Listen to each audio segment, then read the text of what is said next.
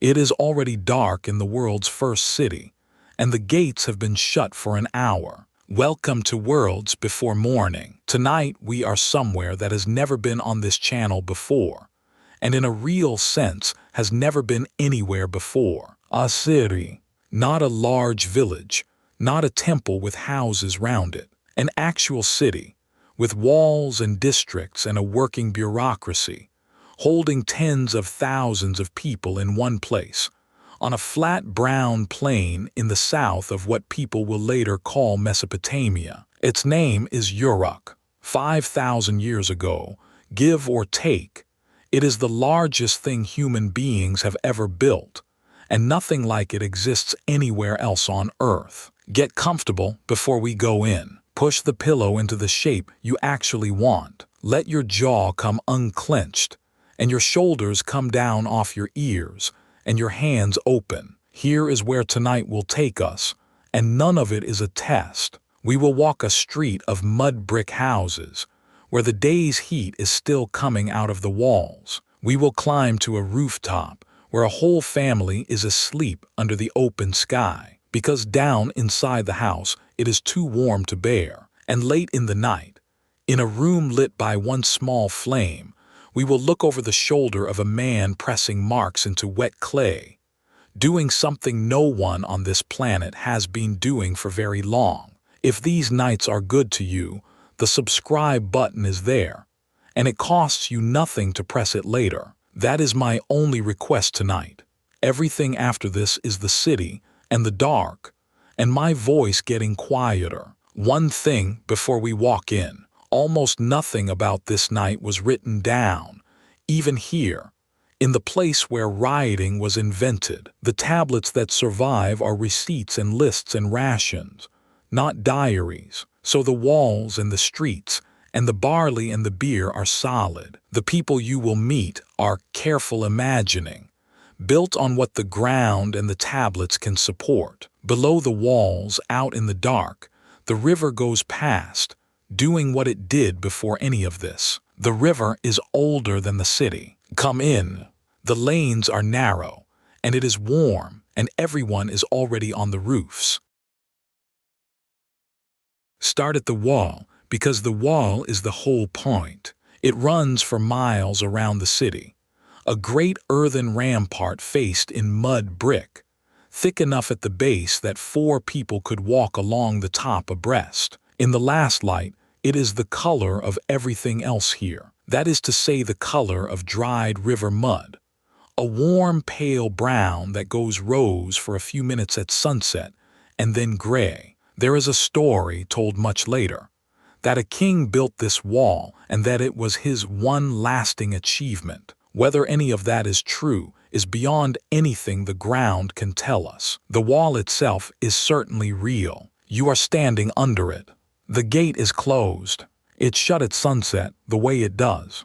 The 2 leaves of it are heavy timber, which in a country with almost no trees means they are more valuable than anything else in the structure. There are men at the gate.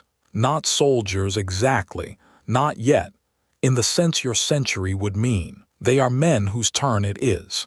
They will be here until the middle of the night, and then others will come. They are sitting on the bench built into the gatehouse wall. They have a small pot of beer between them, and they are talking quietly about somebody's brother. Outside the gate, the plain runs flat to the horizon in every direction. Barley fields mostly, plowed and waiting for the sowing, laced through with the fine silver lines of irrigation ditches. Date palms in rows along the bigger channels. A few dogs out there, working the field edges, and past all of it, half a mile west, the river. Put your hand flat on the gate timber. It is warm, and worn smooth at shoulder height by 5 generations of people leaning on it. Above you, on the wall top, someone walks past with a slow scuff of sandals on brick and does not look down. Come in through the small door set into the big one, and the city closes over you. The lane is narrow. 2 people can pass, 3 cannot. It runs between blank house walls that go up 8 or 9 feet, with almost nothing in them. No windows on the street, a doorway every so often, low, with a woven reed mat hanging in it. That is all. The walls are mud brick, laid in courses and plastered over with more mud, and they have been repaired and replastered so many times that the surface is soft and irregular and full of small hollows. Put both palms flat against the wall. This is the thing to feel tonight. It is warm, genuinely warm, like the side of a bread oven an hour after the bread came out. It will be warm at midnight, and it will still be faintly warm at dawn. Mud brick soaks up a whole day of sun and gives it back all night. That single fact shapes how everybody in the city lives. The lane is not straight. It bends, narrows, opens into a small square with a well in it, and closes again. Nobody planned this. The city grew the way a plant grows. Underfoot there is packed earth, hard as fired clay, with a shallow channel worn down the middle by feet and rain. Rubbish goes into the street here and stays and gets trodden down. The level of the lane rises by a few inches every generation, so that some of the older doorways have a step down into the house. The smells arrive one at a time as you walk. Warm dust, wood smoke thin from the last cooking fires, animal from a byre a few doors along, something sharp and sour that turns out to be beer. Underneath everything, faint and constant, the river. There is nobody in the lane at all. Look up and you will see where the city has gone. Every flat roof along this lane has people on it. Not a few. All of them. Whole households, laid out on reed mats and folded cloth, in the open air, under a sky that is going from deep blue to black. This is not poverty, and it is not a hot night exception. This is simply how you sleep in this country for most of the year, and people have been doing it here for thousands of years before tonight, and will go on doing it for thousands after. Inside the house, the mud brick is giving back the day's heat all night. The rooms are small and closed, and up here there is air. Find the outside stair on the nearest house. It is a narrow flight of brick, running up the wall with no rail at all. The treads are worn into shallow dishes. Go up quietly. The roof is flat, packed mud over a frame of palm trunks and reed matting, and it is the width and length of the whole house, and it is the best room the family has. There is a low parapet round the edge, knee-high, to keep children and sleepers from rolling off. 6 people are up here, 2 adults at the far end, a grandmother nearer the stair, 3 children in a row between them like a set of steps. Everyone is on their own mat. There is 1 water jar, sweating slightly, standing in the middle where anyone can reach it.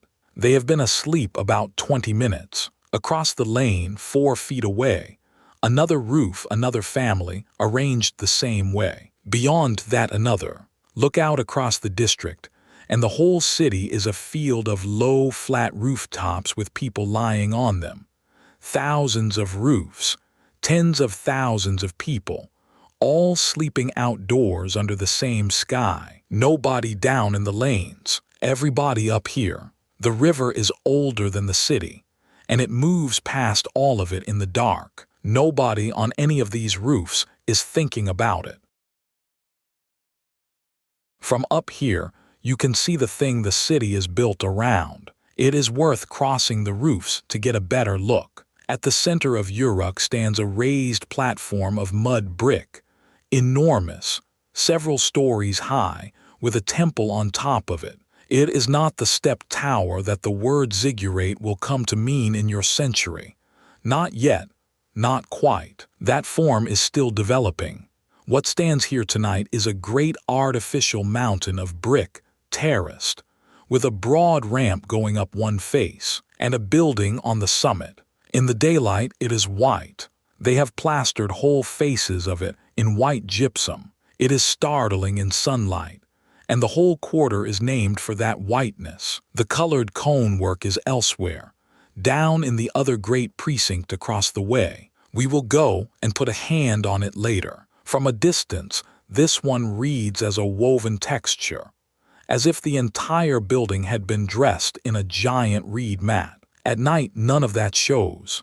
What you see is a black mass against the stars, absolutely regular, with straight edges where nothing else in this landscape has a straight edge. There is a light on top, one small warm point, high up, and it stays on all night every night. This platform is why the city is here, or the city is why the platform is here, and no one will ever untangle which came first. The temple owns land, and it owns herds, and it takes in grain and wool and issues rations. The accounting of all that is the reason writing exists at all. The whole thing is made of the same material as the humblest house on this lane. River mud, shaped in a mold, dried in the sun. Millions upon millions of bricks, each one made by hand, each one bearing the finger marks of whoever pressed it out. The single light burns on the summit and does not move. Go to the western edge of the roof, look out over the wall, and let your eyes find the country beyond. Past the fields, past the last of the date palms, the land goes low and wet, and there the reeds begin. They stand in water, in beds miles across, and each stem goes up 10 or 15 feet, thicker than your thumb at the base, feathered at the top. In the moonlight, they are a pale gray mass with no edges. When air moves across them, the whole surface goes over together like water and comes back. Everything in this city that is not mud is reed. That is not an exaggeration. The roof under your feet is reed matting. The mat the grandmother is lying on is reed. The door hanging is reed. Boats out on the marsh are bundles of reed, lashed into a hull that lasts a season. Baskets, fences, animal pens, temporary huts with arched frames, ropes, sandals, floats for fishing nets, and the thing being pressed into wet clay tonight, in that lit room we will visit later, is the cut end of a reed. Listen, even from here, when the air is still, you can hear the reed beds. It is a dry, continuous whisper, quite unlike leaves, and it carries a long way over flat ground. Birds are out there in enormous numbers, and some of them are awake. A single call comes across the water, harsh and repeated 3 times, and stops. The marsh people live out there, in villages built on floating islands of packed reed. They will still be doing it in 5,000 years, in houses with the same arched shape, using the same material, in the same water. There are lights out there, 3 of them small and low and orange, a long way apart. The river is older than the city, and older than the reeds, and it made both of them.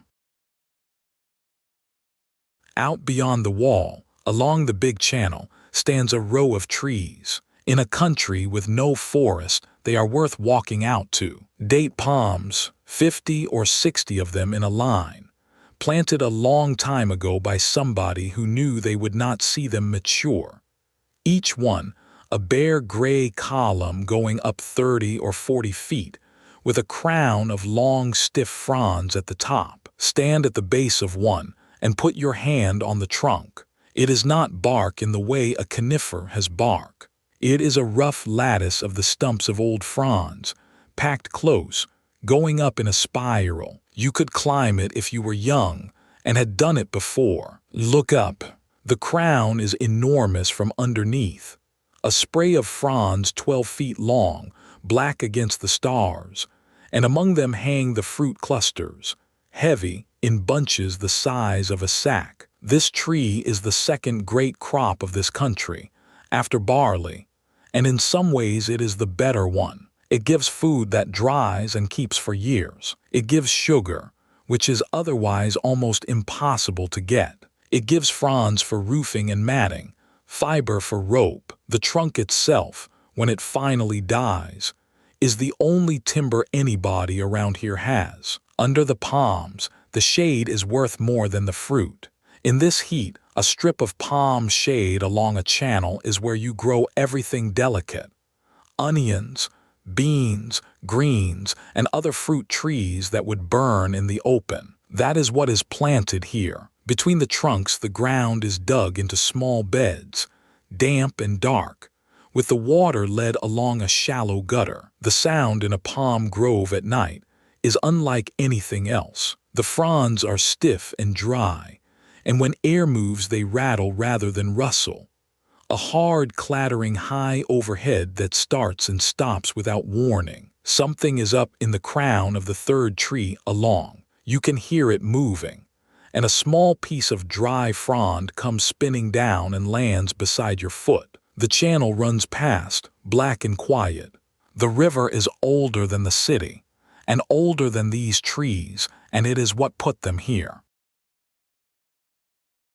Come back inside and go up onto a roof again, but this time look at the roof itself rather than the people on it.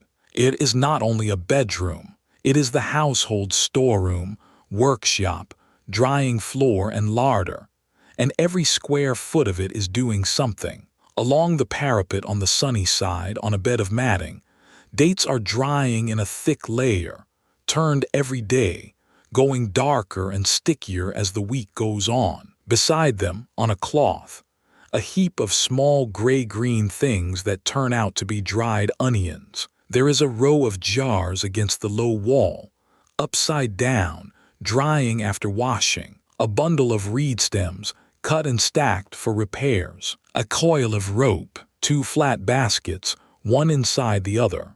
A wooden fork with 3 tines, worn smooth. In the corner, a small clay figure on a ledge. It is crude, a few inches high. A female figure with the features barely indicated, and it has been there long enough to have gathered dust in its hollows. We are not going to guess what it means. Household figures like this turn up in enormous numbers in this country, and people have argued about them for a century. Protection, probably, for the house or for a birth, or for the family generally. Nobody wrote it down, because you do not write down the thing everybody already knows. The roof surface itself is a slab of packed mud over reed matting over palm beams, and it needs work every year. After the rains it cracks, and somebody goes up with a bucket of fresh mud and a roller of stone and works the surface over again. You can see this year's repairs as slightly different in color from the rest. Walk to the edge and look down into the courtyard on the other side. It is small, open to the sky, with a drain in one corner and a grinding stone by the wall. Everything a family owns is either in that courtyard, in the 2 rooms off it, or up here under your feet. Outside the wall on the northern side, there is a flat open ground with low stacks on it. This is where the city is made. Walk out to it. The ground has been scraped bare and level over many years, and it is hard underfoot and pale. The stacks are bricks, thousands of them drying, laid out in open lattices so the air goes through, in blocks the height of your knee. Pick one up off the top of a stack.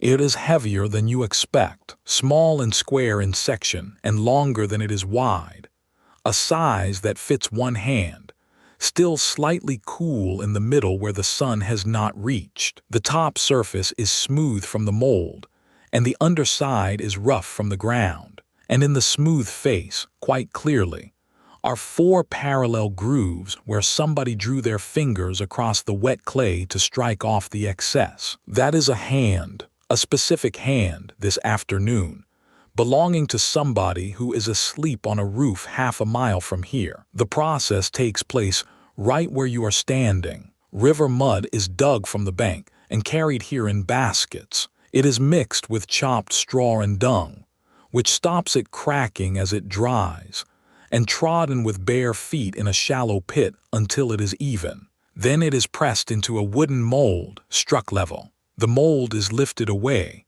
and set down again a foot further along. A good worker can make several hundred in a day. They dry in the sun for a week or more, turned once. Then they are stacked and carried into the city on donkeys and on people's heads. Almost none of them are fired. Firing takes fuel, and fuel here means reed and dung, and there is not enough of it to fire the millions of bricks this city needs. Fired brick is for the places that get wet. Drains, well linings, the temple court, the landing steps. Everything else is mud, dried in the sun, and it will last 30 or 40 years before it needs serious work. That is the bargain this city has made. It is built out of the ground it stands on, cheaply and quickly by anybody, and it must be rebuilt forever. Put the brick back on the stack. The finger grooves catch the moonlight. Stand at the point where the ground rises toward the city gate, and notice that it rises at all. The plain here is flat, genuinely flat, for as far as anyone can walk in a day, and yet the city sits up, 10 or 15 feet above the fields, on a broad, low swell that has no natural reason to be there. The city is standing on itself. Every house here is built of mud brick. Mud brick lasts a generation or two, and then it is easier to knock the walls down, level the rubble, and build again on top than it is to dig anything out. So each rebuilding raises the floor a foot or so. Do that for 1,000 years across a whole city, and this is what you get. A mound, not a hill, an accumulation. Under your feet, going down through that swell, are the floors of houses in layers. Somebody's kitchen. Under it, another kitchen. Under that, a wall belonging to a building nobody in this city has ever heard of. From a time before there was a wall or a temple platform or writing, and somewhere near the bottom, a small settlement of reed huts by a channel, where a few hundred people lived and had no idea what would happen here. The people asleep on the roofs tonight know the ground is higher than the fields. They have no theory about it. It is simply where the city is. 5,000 years from tonight this mound will be much larger, because the city has another 3,000 years to run. Then it will be abandoned, and then the wind will work on it. What will be left is a long, low hill of broken brick standing out of a dry plain, with pottery all over the surface. And people will come and dig into it in careful squares and take out everything we have looked at tonight. The river is older than the city, and the mound is the city's own record of arguing with it. Go up the last of the slope and in through the gate. Go back down the stair and along the lane to the place where it opens out, because there is a well there, and it is the social center of this district. The square is not a square. It is a widening, perhaps 20 feet across, where 4 lanes happen to meet. The well sits slightly off-center, with a low brick rim around it. At this hour it is empty.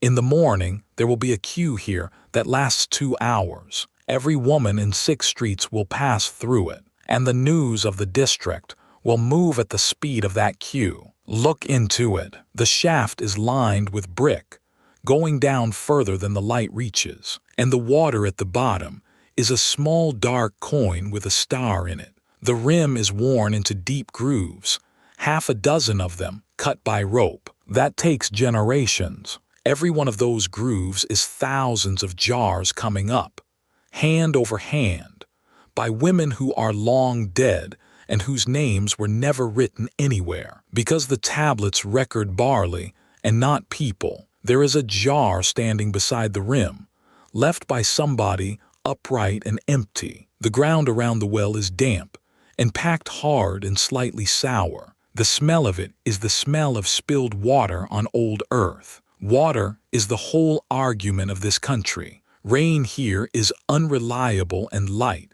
and comes at the wrong time. And nothing would grow at all without the river being let out across the land in channels. Everything you can see from the wall exists because a very large number of people agreed, for a very long time, to dig ditches and keep them clear. That agreement is arguably what a city is. A dog comes into the square, looks at us for a moment, and goes on through without hurrying. Its claws click on the packed earth, and the sound goes away down the lane. The water at the bottom of the shaft shivers once, and settles, and holds the star again. Follow the wider lane east, and you will come to a building with no houses touching it, and a door that is actually a door, timber, closed and barred. This is a storehouse, and it belongs to the temple. It is the reason a great many things in this city are the way they are. The walls are thicker than a house wall. The floor inside is raised on a low platform to keep it clear of damp. There are no windows at all, only small vents high up, angled so that nothing can come in but air. Inside, in the dark, there is barley, tons of it in great sealed jars, and in bins built of mud brick. It represents the surplus of an entire district for an entire year. That surplus is the invention that made everything else possible. If a family grows exactly what it eats, then everyone farms always. If the land produces more than the people who work it require, then some people can spend their days doing something else. Making pots, weaving, keeping the canals, running the temple, counting the grain. And once you are counting grain on this scale, you need a way to record it that does not depend on somebody remembering. Which brings us, in about 100 years of local history, to rioting. The door is barred and sealed. There is a lump of clay pressed over the join between the bar and the frame, and rolled across it, a small carved cylinder has left a picture in a continuous band. Animals, a figure, a pattern. That seal is a signature. Break the door open and the clay breaks, and everyone knows. Put your finger on it. The clay is dry and hard, and the impression is crisp. A night watchman passes the end of the lane, sees us, and does not stop. There is a warm, sour smell coming from a doorway 3 houses along, and it is worth going in, because it is one of the great smells of this city. Push the reed mat aside. The room beyond is small and dark, and the floor is cool. And along one wall stand 5 large jars, waist high, each one with a cloth tied over the mouth. Beer. This household brews, as a great many households do. Some of what is in these jars will be drunk here, and some will go out to pay somebody for something. The smell is bread and yeast and a sharp fermenting edge, and under it the wet grain smell of the mash. It is not the smell of beer as your century knows it. This is thick, barely filtered, closer to a thin porridge than a drink. It is nourishing in a way modern beer is not. Everyone drinks it.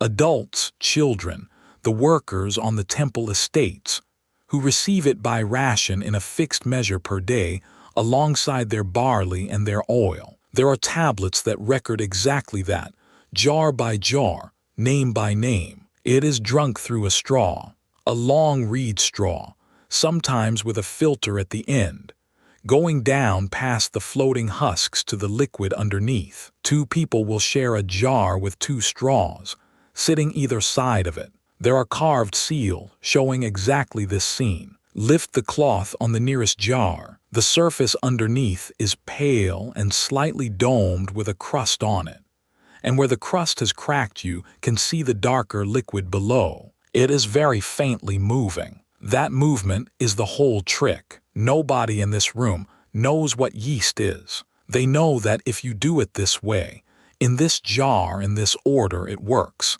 And if you do it another way, it does not. That knowledge has been passed hand to hand for a very long time. The jars stand in the dark and go on working all night.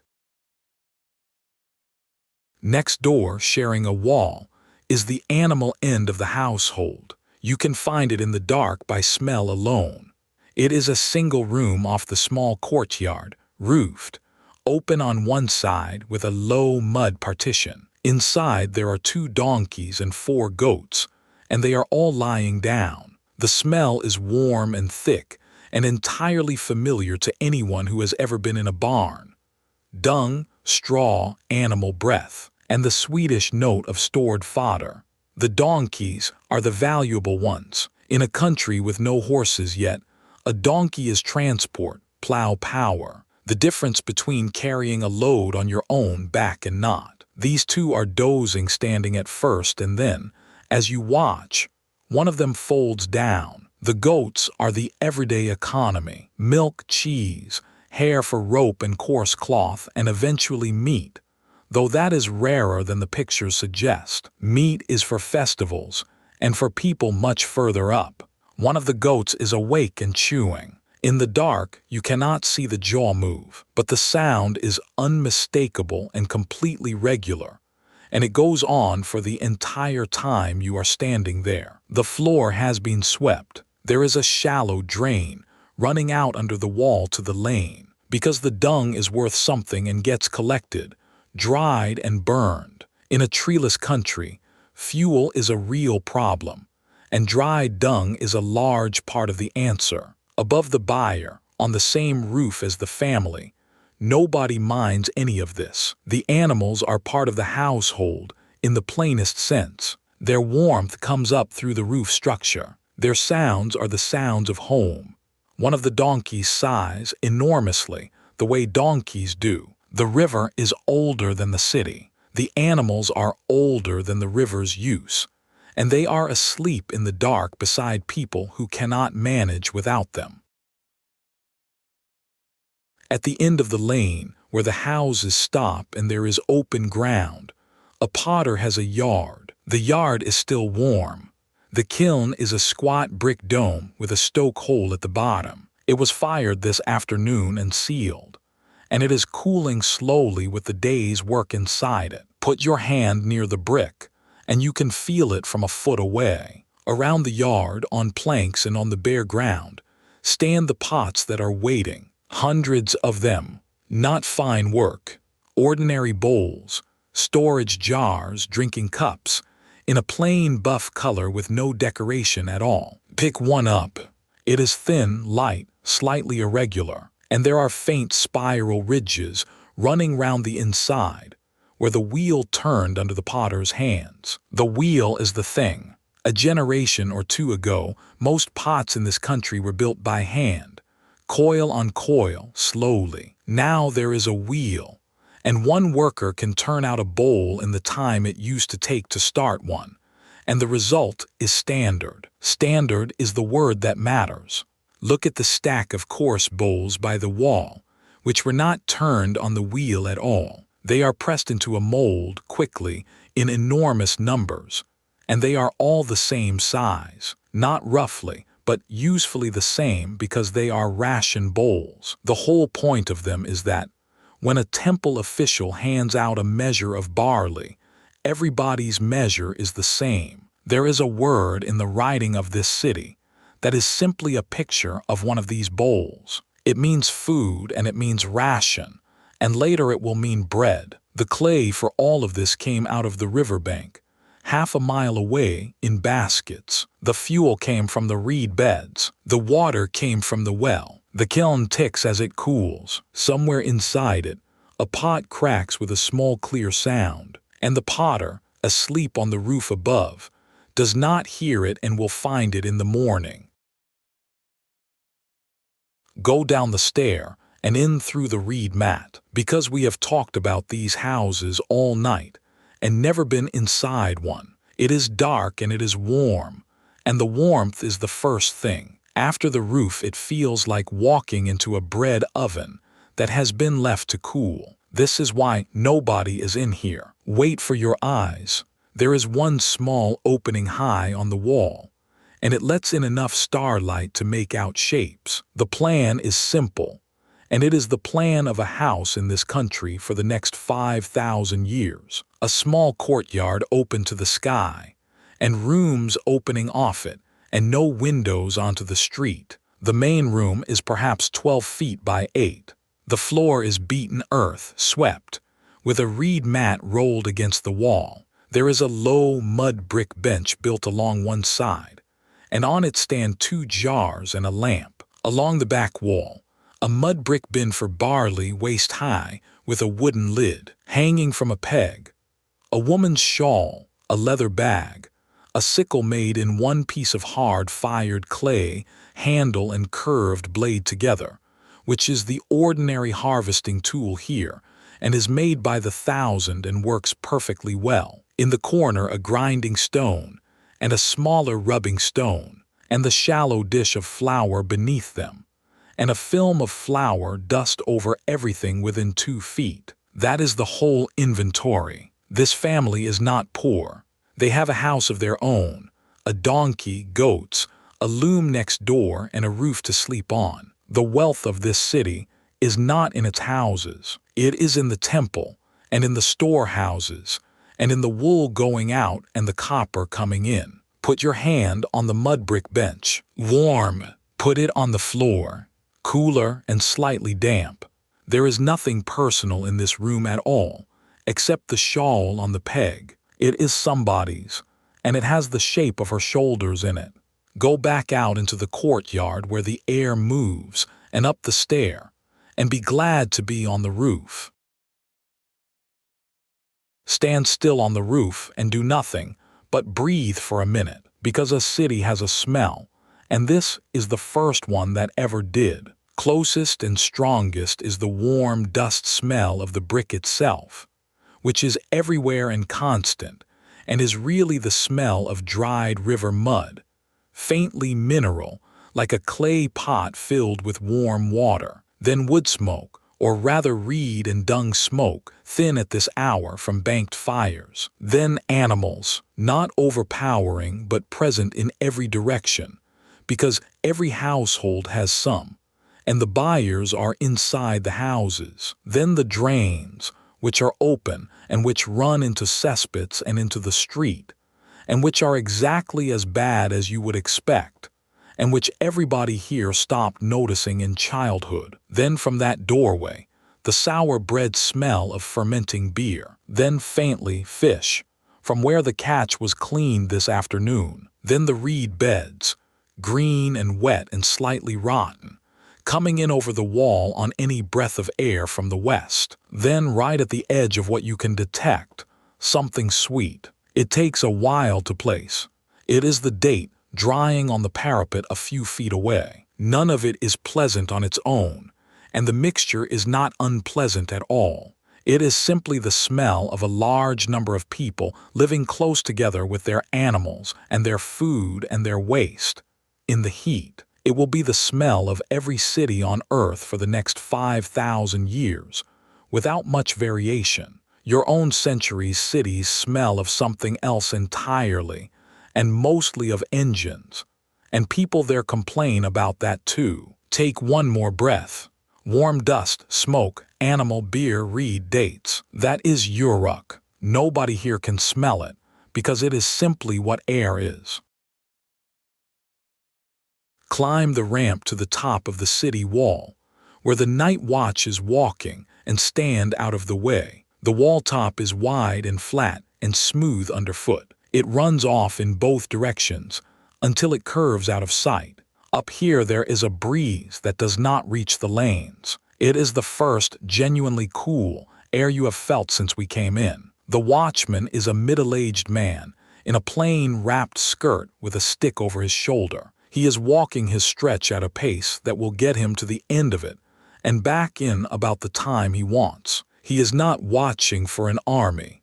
There may be no army within 100 miles. What he is watching for is the ordinary list. Fire, which in a city of reed matting and stored grain is the real enemy. The river, whose level is checked every night at this season, and people coming or going who ought not to be. Mostly he is watching nothing, which is the job. He stops at a corner and looks out over the plain, and you can follow his eyes. The fields are gray.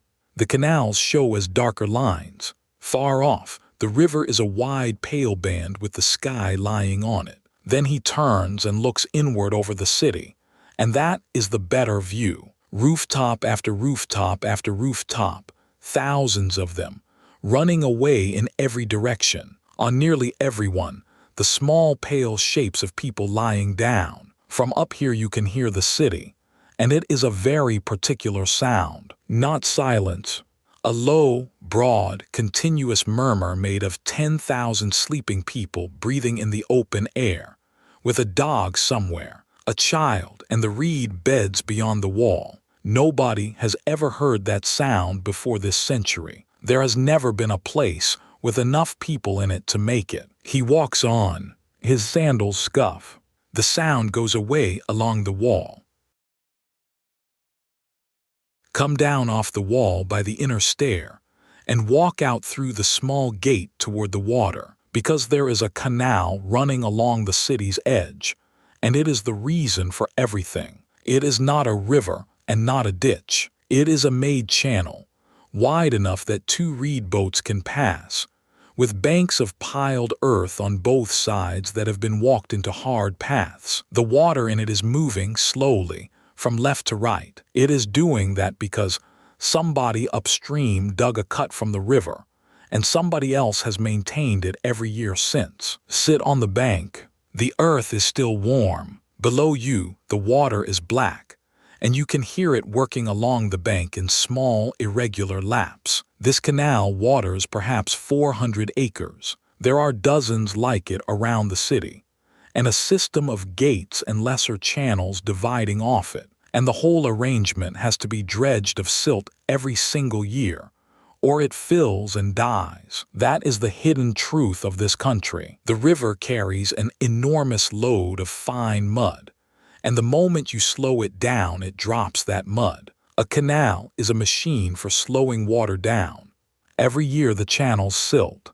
Every year they must be cleared by gangs of people, with baskets in the heat. Somebody has to organize that. Somebody has to feed the people doing it, and count the days they worked, and settle who owes labor and who has paid it. That, more than any temple or any king, is what the riding is for. There is a small mud gate here where a lesser channel branches off. A simple thing, a plank in a slot, and it is closed tonight. In the morning, somebody will lift it, and water will go into the barley. A frog goes off the bank beside you with a small heavy splash. The river is older than the city. This canal is the city's argument with the river, renewed every year and never won. Further along the bank, a man is putting a boat into the water in the dark. He is doing it quietly because everyone nearby is asleep. The boat is bundles of reed, cut and dried and lashed tight into a long, shallow hull with the ends curved up. It weighs almost nothing. He carries it on his own, tipped on his shoulder, and sets it into the canal with barely a sound. It will absorb water slowly all season, and eventually go soft and be replaced. That is expected. The material is free, and the labor is 2 days. He steps in, crouches, and pushes off with a long pole. The boat goes out along the black water, with a small ripple opening behind it. His gear is in the bottom. A net weighted with fired clay rings, a coiled line, a basket, a short club. Fish here are carp and catfish mostly, and the marshes are full of them. And fish is a large part of what ordinary people in this city eat. He is going out now, in the dark, because the fish come up in the cool, and because the water will be flat. Watch him go.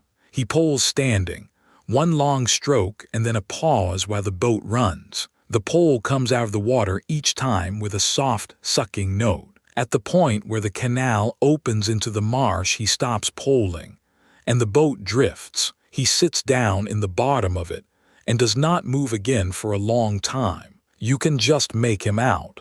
A dark shape on a black water, absolutely still under a sky full of stars, with the reeds whispering all around him. He will come back at first light with the basket half full, or less. Then he will sleep for 3 hours and mend the net. This is the oldest job in the valley, and it existed long before the city, and it will still be here long after.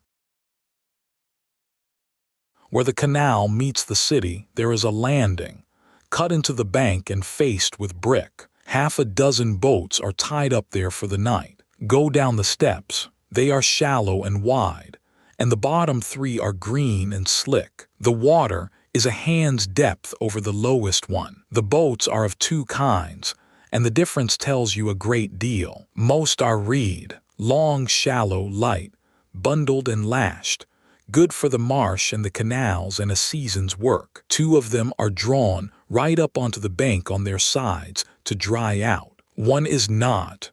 One is a proper boat of planks, wooden, sitting deeper in the water, tied fore and aft, with a mast lying along it and a hide cover lashed over the middle. That is a river boat, and it came from upstream, and the timber it is made of grew somewhere with hills. It represents an enormous amount of wealth. Its cargo is already ashore and in the storehouse. Bitumen from the seeps to the north, which is the glue and the waterproofing of this entire civilization. A bale of something wrapped in matting. A stack of grinding stones, which have to be brought in because there is no stone in this plain at all. What it will carry back is cloth, and grain and dried fish. Sit on the steps with your feet just above the water. The boats move very slightly against their ropes, and every so often two of them knock together with a hollow, woody sound. A rat runs along the edge of the landing and drops off into the dark without a splash. The bitumen smell is very strong here, tarry and sharp. It is the smell of every boat in this country, because everyone is coated with it. Somewhere out on the marsh, the fisherman is sitting in his reed boat with his line in the water, and he will come back to this landing in 2 hours. The river is older than the city, and it is the road, and everything in that plank boat traveled on it. Back up on the roof of the house by the lane, one person is not asleep. The grandmother has been lying still for 2 hours with her eyes open. This is what happens to sleep at a certain age, in every century, and nobody has ever found it easy. She is on her side, facing away from the others, looking at the parapet and the sky over it. Her mat is thinner than the children's, and she has folded a cloth under her hip. She is not distressed. She is simply awake in the middle of the night, with the whole city breathing around her. Now and then she shifts. Once she reaches over without looking and puts her hand flat on the back of the nearest child, the smallest one, and leaves it there for a while, and then takes it away. Her life has been almost entirely inside these few streets. She was born in a house 80 yards from this one. She has walked to the temple platform 10,000 times, to the well 30,000, out to the fields at harvest every year since she was 6. She has never traveled further than a day's walk. Almost nobody here has. The lapis on the temple statue came from mountains 1,500 miles east. The man who brought it to this city came only the last stage of that journey and passed it to somebody else. Her hands are the record. They are hard across the palm, the joints thickened, the nails worn short, and the skin on the backs of them is loose and finely lined. She watches the sky for a while longer and then closes her eyes, not because she is sleepy, but because there is nothing else to look at. The temple light burns steadily at the center of the city. The river is older than the city, and she has never once thought about that, and she does not need to. Cross the sleeping district and come to the great platform at the center, and stop in the open court at its foot. This is the largest empty space in the world tonight. A paved court, hundreds of feet across, laid in fired brick, bounded by long, low buildings on 3 sides and by the enormous face of the platform on the 4th. By day it is full. Deliveries, animals, disputes, work gangs, people waiting for a decision from somebody. Now it is bare and pale under the moon and absolutely silent, and your feet on the brick make a sound you can hear from the other side. The columns are the thing to see here. Along one side stands a colonnade of round pillars, each one as thick as a tree. They are older than almost everything around them. They were raised by this city's grandparents, and parts of the precinct they belong to have already been leveled and built over once. They are made of mud brick like everything else, and every square inch of their surface is covered in small clay cones pressed into the plaster. Go up and put your hand on one. The surface is a mosaic of cone ends, each the size of a coin, black and red and white, laid in zigzags and lozenges that run the whole height of the column. Somebody made every one of those cones by hand. Somebody fired them, sorted them by color, and pressed them into wet plaster one at a time, working up a scaffold for months. This is the first monumental architecture on Earth, and it is decorated like a basket. That is not an insult, and it is probably the point. The pattern on this column is the pattern of woven reed. The people who built the first city in a country made of mud and reeds took the look of their oldest material and put it on their newest and grandest building. The court is empty, and the pattern goes round and round the columns in the dark. There is no one here to see it but us. Go up the ramp. It is broad and shallow and made for processions, and at night it is entirely yours. The climb takes a few minutes. Halfway up, turn and look back, because this is the view nobody in this city gets except priests and workmen. The whole of Uruk is laid out below in the moonlight. Not a grid, a dense, irregular mass of flat roofs with lanes running through it like cracks in dry mud, spreading out to the wall in every direction, and beyond the wall the pale fields, and beyond those the darker marsh and the river. Tens of thousands of people. There is no other place on Earth tonight with this many human beings in one arrangement. Not one. This is the largest gathering of our species that has ever existed. From up here in the dark, it is a field of sleeping bodies. Go the rest of the way up. On the summit there is a building, not enormous, with a doorway and a courtyard in front of it. The light we saw from the roofs is in a niche beside that doorway. A shallow clay lamp with a wick of twisted fiber lying in oil, burning with a small steady flame the size of your thumbnail. There is a man sitting on the step near it, doing nothing. His job is the lamp. It must not go out. He trims the wick, adds oil from a jug when the level drops, and shields it if wind gets up here, which it does. He will be relieved before dawn. He looks at us without much interest and goes back to looking at the flame. Everything else about what happens in the building behind him is not ours to walk into tonight, and we will not. From up here the sound of the city is very faint. The wind is cool, and the small flame does not waver.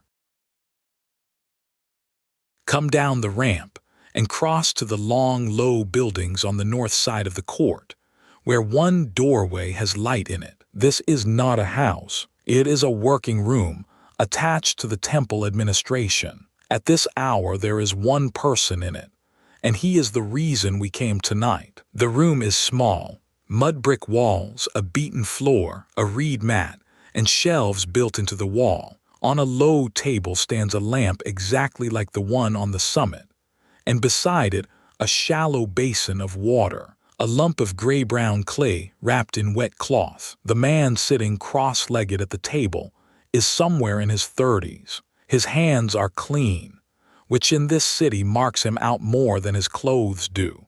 He takes a piece of clay from under the cloth and works it in his palms for a moment to get the air out and the moisture even, and then flattens it into a small tablet about the size of the palm of a hand, slightly domed on both faces. He picks up a length of reed, cut across at an angle so the end is a small wedge, and then, in the lamplight, he presses the wedge into the surface of the clay. Once, twice, 5 times in a small tight cluster. He turns the tablet a little and does another cluster below it. That is it. That is the whole thing.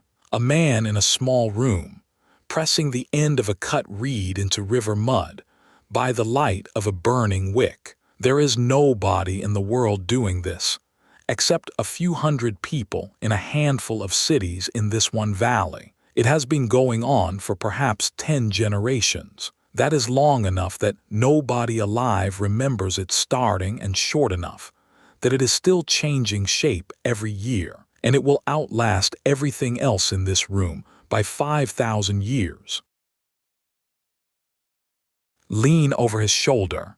He will not notice, and this is worth understanding properly, because it is the single most important thing that has ever happened in this valley. The tablet in front of him is a list. That is all.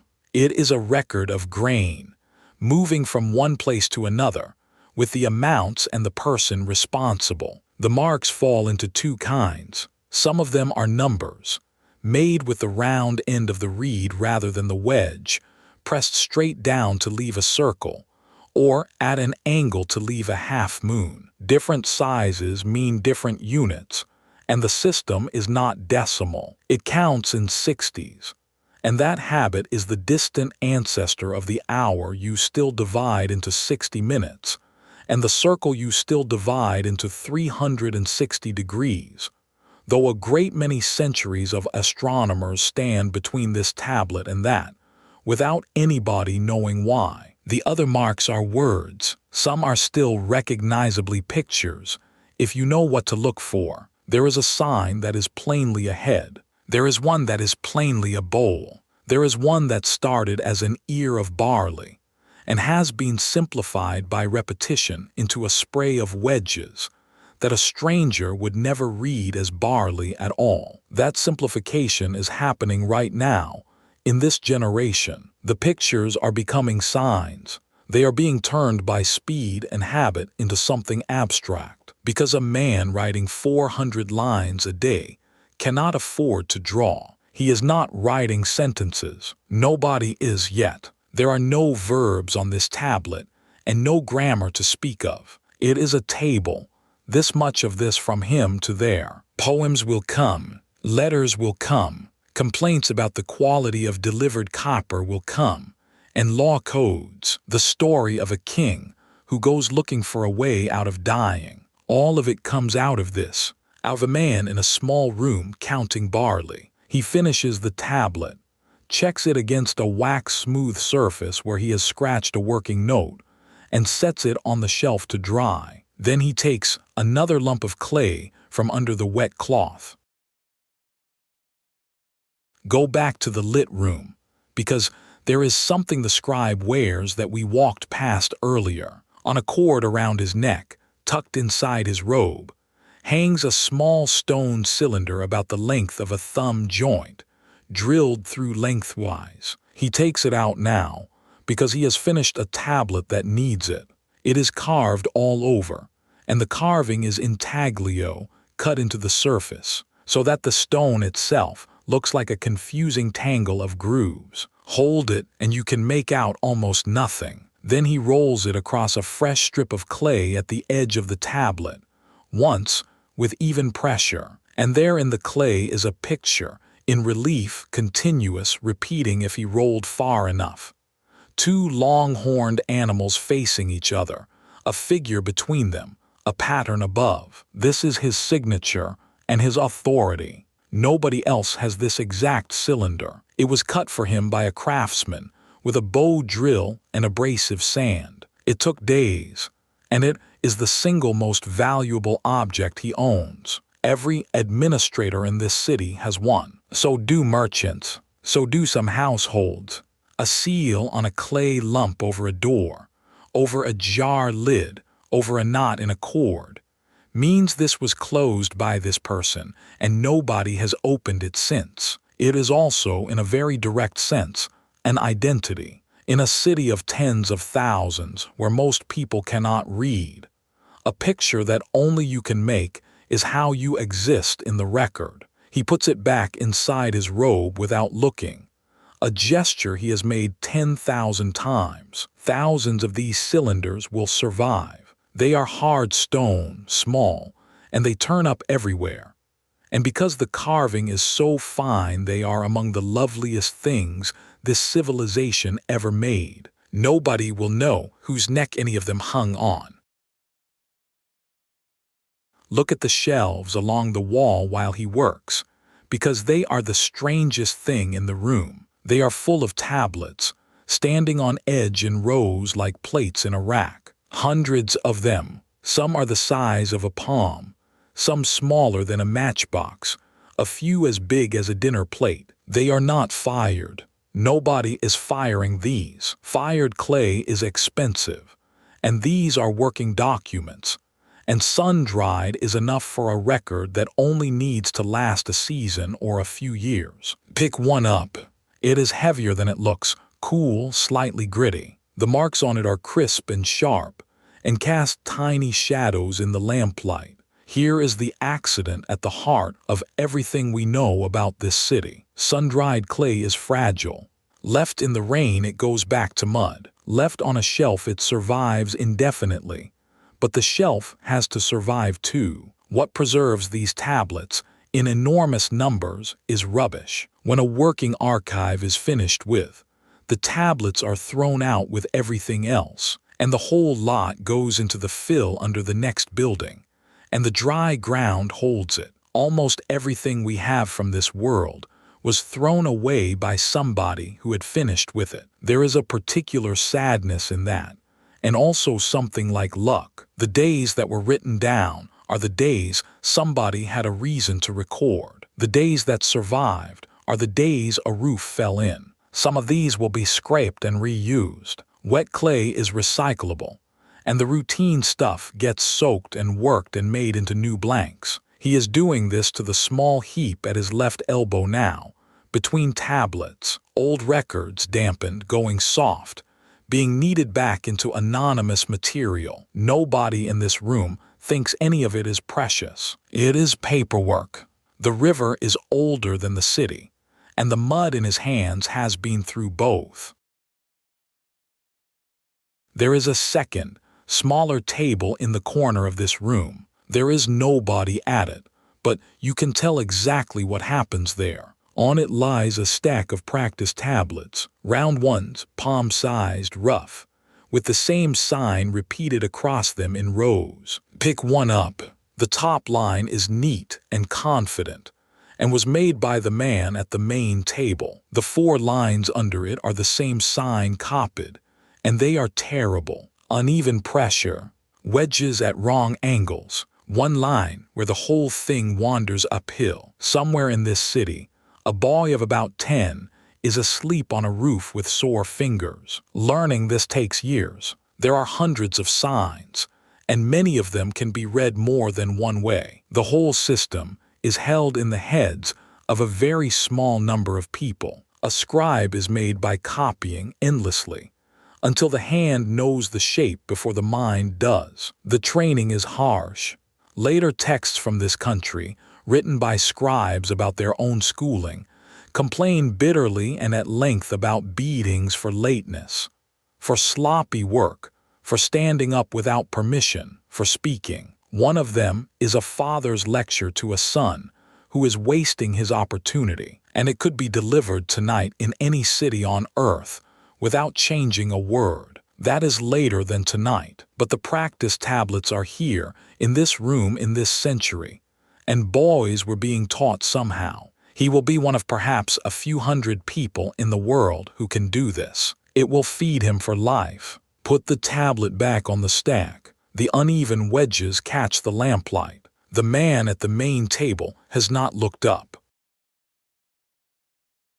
Behind the temple precinct stands a long building with a single door, and even from outside, you can tell what is in it by the smell. Wool, raw, unwashed, thousands of fleeces of it, and the smell is warm and greasy and animal and faintly sweet. It gets into your clothes in about a minute. The door is not sealed tonight because there is a man asleep across the threshold, on a mat with a stick beside him. He is the reason nobody goes in. Look past him. The bales are stacked to the roof beams in rows with narrow aisles between, hundreds of them, each one bound in coarse cord. This is the real treasury of Uruk, not gold, which is rare here, and not the blue stone in the statue's eye. Whoa! The temple runs flocks out on the plains in numbers that the tablets record in the tens of thousands. The wool comes in at shearing. It is weighed, recorded, and issued to weaving workshops, mostly staffed by women, some of them widows and orphans supported by the temple in exchange for exactly this labor. The cloth that comes back is weighed and recorded again. Then it goes out of the country, up the rivers, into the mountains, and comes back as metal and stone and timber. Everything you have seen tonight that is hard, sharp, or foreign was bought with cloth. The accounting of this is precisely what the man with the reed is doing in his small lit room. Not poetry, fleece in, cloth out, and who owes what to whom. The bales sit in the dark, absolutely still, worth more than the district around them. The watchman on the mat turns over, and his stick rolls a few inches and stops. Leave him to it and go back out into the district, and find the house with 2 doorways where the cloth is made. Inside, in a room longer than it is wide, a loom stands against the far wall. It is upright, a simple frame of wooden posts with the warp threads hanging down from a beam, weighted at the bottom by a row of donut-shaped clay rings. There is a half-finished cloth on it, about 2 feet of weaving done. The rest is a curtain of hanging threads. Touch the finished part. The wool is coarse to your fingers and slightly greasy, and the weave is dense and even. This is the city's other great industry, and by weight of labor it may be the largest. Enormous flocks of sheep are kept out on the plains by the temple estates, and the wool comes in by the ton. It is spun and woven by women, in workshops and in rooms exactly like this one, in numbers that the tablets record without commentary. Textile production is what this civilization trades with. Cloth goes out along the rivers and up into the mountains. What comes back is timber, stone, copper, and the blue stone from the east. The floor here is scattered with the small evidence of the work. Loom weights, a spindle whorl of fired clay, a wooden comb for beating the weft up tight, a knot of raw fleece in the corner. Nobody is working now, but the room is not tidy either. The loom has been left mid-row with the comb hanging on a thread, exactly the way a person leaves a job they intend to pick up first thing. Somewhere above, on the roof, the woman who was doing it is asleep with her family. The clay weights hang absolutely still in the dark, and the hanging threads move very slightly in the air from the doorway, all together, like something breathing. 2 streets over the smell changes, and if you follow it, you come to a short lane where the city keeps its fire. There are 3 workshops here, and they are at the edge of the district on purpose, because of what they do and what can happen when it goes wrong. The furnaces are small, waist-high domes of clay, with a hole at the front and a channel for the bellows pipe. 2 of the 3 are cold now, but the smell has not gone. Charcoal, ash, hot stone, and under it a faint metallic edge that you notice only after a moment. Outside the nearest one, on a flat stone, lies the day's work. A row of copper tools, rough from the mold, waiting to be finished. Axe heads, chisels, 2 long blades, a handful of pins. Pick up an axe head. It is heavier than it looks, and the surface is grainy and dull red-brown. There is a seam down one side where the 2 halves of the mold met. Every scrap of this metal came from somewhere else. There is no copper in this country. There is no tin, no stone, no timber worth the name. There is mud, reed, water, barley, wool, and people. So everything hard in this city arrived by boat and by donkey, across hundreds of miles, and was paid for in cloth and grain. That is the trade that made this place rich, and it is also the reason the city has to keep good records, the reason it needs writing, and the reason there is a man in a lit room at midnight pressing a reed into clay. Beside the stone stands a jar of water for quenching, with a skin of ash on the surface. There is one live thing in this lane, deep in the nearest furnace, under a lid of ash. Somebody has banked a small fire to save relighting it in the morning. Put your hand over the hole, and you can feel the heat coming up. The oldest habit in the world, kept alive here, in the newest place in the world. Beyond the brickfield, further round the wall, there is a wide circle of beaten earth. In early summer, it is the busiest place outside the city, and at this season it is swept and empty and waiting. It is empty now.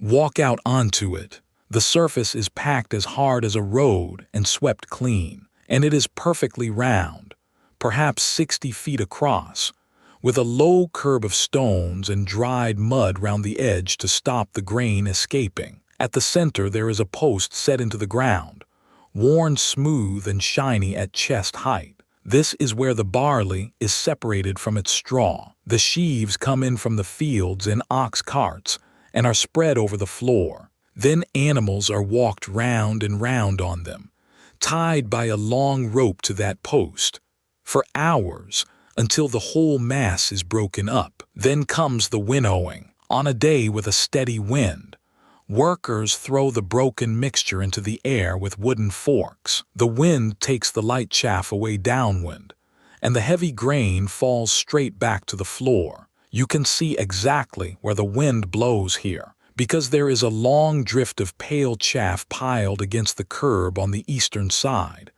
a foot deep, still lying where the last winnowing left it, months ago now. Push your hand into it. It is dry and weightless and slightly prickly, and it gets into everything. The grain from this floor goes into baskets, and the baskets go to the storehouse. At the storehouse door, a man with a tablet writes down how much arrived and who brought it, and what share the temple takes. That number on that tablet is the beginning of every written document that will ever exist. The floor is silent tonight. There is a wooden fork leaning against the curb where somebody left it. 3 long tines cut from a single forked branch, worn pale and smooth by hands. The moon is low now, and the whole circle is lit flat and gray. The chaff drift glows faintly along the eastern edge. Somewhere in the fields, a night bird calls twice. Back inside the wall, on the way to the temple court, there is a wide spot in the street with a brick bench along one side and a large old tree that should not be able to grow here but does, because somebody waters it. By day, this is where disagreements get resolved. Not the great ones. Great ones go to the temple, and later in this country's history, they will go to a king and be written into law codes that people will still be reading in 5,000 years. This is where the ordinary business happens. A boundary ditch that somebody moved, a donkey that ate somebody's onions, a debt of 3 measures of barley that was supposed to be repaid at harvest and was not. Men sit on that bench. The people with the argument stand. Everybody within earshot listens, and most of them contribute. And the whole thing is settled by a mixture of custom, memory, and public opinion, in front of witnesses who will remember it. That is what witnesses are for, in a world where almost nobody writes. Memory is the record, and memory needs an audience. Increasingly, though, there is another way. Contracts are starting to be written on clay. This many measures from this person to be repaid by this date, sealed by both. A tablet does not forget and does not take sides and does not die. It is one of the quietest and largest changes in human history. It is happening in this street, in this generation, without anybody announcing it. The bench is empty. It is smooth and slightly hollowed in 3 places, where 3 men habitually sit. The tree overhead is a tamarisk, and it moves very slightly, and its shadow on the brick is a fine broken pattern that shifts and reforms. Nothing is in dispute tonight. Everyone who was angry this afternoon is asleep. Go back through the empty court, and look at the doorway of the small building on its northern side, where the temple keeps what has been given to it. We are not going in, but the door is open to the court, and there is enough moonlight to see the shape of what stands just inside. A statue not tall, of a figure standing with hands clasped at the chest. The stone is pale and hard, and it did not come from anywhere near here, because there is no stone here at all. The eyes are the thing. They are inlaid. White shell for the whites, and for the pupils a deep blue stone, and even in this light you can see that it is not painted. It is not glass. It is a real mineral with a depth to it. Lapis lazuli. There is exactly one region on Earth that produces it in this era. It lies in the mountains of what will be called Afghanistan, more than 1,500 miles east of this doorway. Think about what that means for a moment, standing here in the dark. Nobody made that journey. There was no expedition.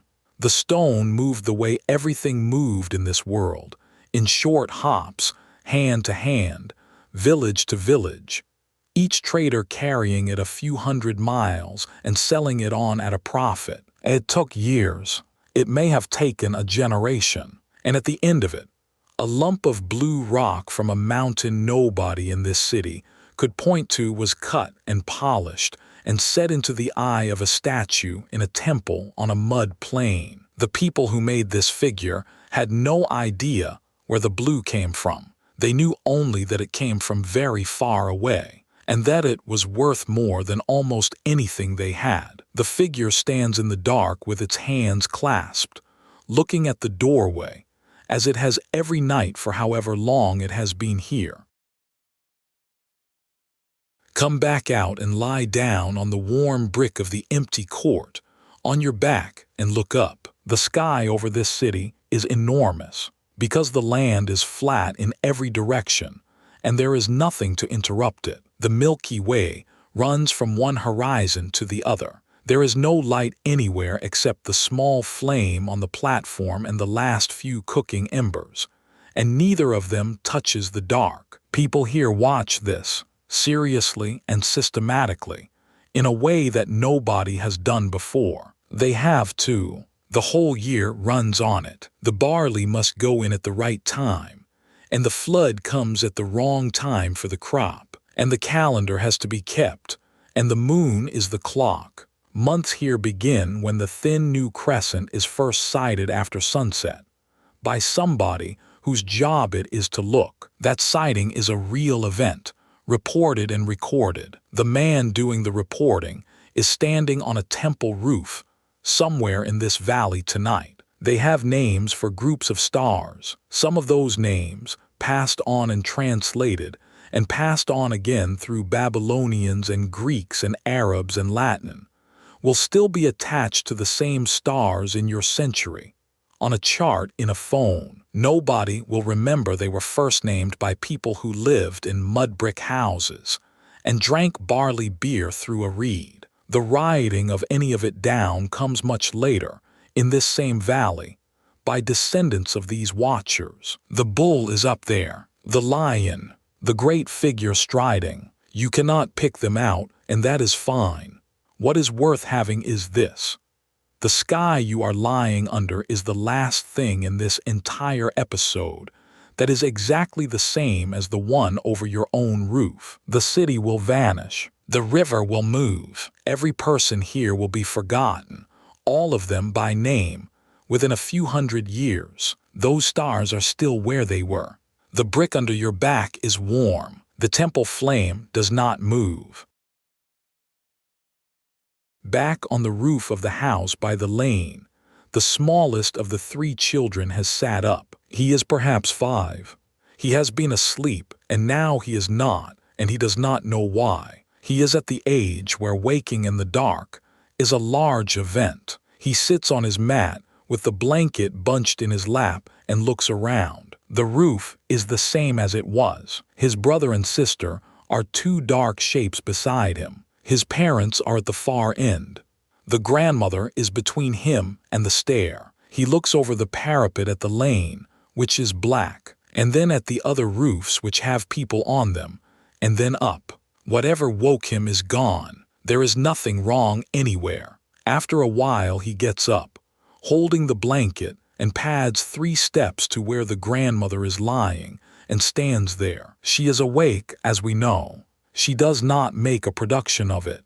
She lifts the edge of her own cloth without turning over. He gets underneath it and lies down against her back, and pulls the blanket over both of them in an inexpert way that leaves his own feet out. Neither of them says anything at all. This is a scene from every century. The fact that it is happening 5,000 years ago on a mud roof in the first city on Earth changes nothing about it whatsoever. His breathing goes long inside 2 minutes. Children do that. Hers takes a little longer. Out past the wall the reed beds go on whispering, and the temple light burns, and the river is older than the city, and neither of them will ever think about it again. There are dogs in this city, a great many of them, and this is their hour. They are not pets in the sense your century means. Some belong to households and sleep in courtyards and are fed. Most belong to nobody in particular and live off the edges of things. Every district has a loose population of them that everyone knows by sight. At night they own the lanes. Watch from the roof. 3 of them come along the lane below, unhurried in a loose line, and they are working, nose down at each doorway, up at each rubbish heap, along the drain channel. They are doing a slow and thorough survey of the district's discarded food, and they do this every night. They are medium-sized, upright-eared with curled tails. They look very like the dogs you can see in this country today, because they are. They are also, in a way nobody here has articulated, the city's second line of defense. A stranger in a lane at night will be found by dogs long before he is found by a watchman. The noise will wake the street. Nothing is happening tonight. They work the lane, find something at the 3rd doorway. There is a short, low argument about it that resolves without anyone getting hurt. Then something further off catches all 3 at once. Heads up, ears forward, absolutely still. Then 2 of them go, fast, round the corner, and the 3rd stays a moment and follows. Half a minute later, from the next district over, there is a low, rolling murmur of dogs answering one another, passed along 3 streets away and then 5, moving across the city like a wave, then dying out again just as fast. Nobody wakes. Everybody on every roof has heard this every night of their lives. The lane below is empty again.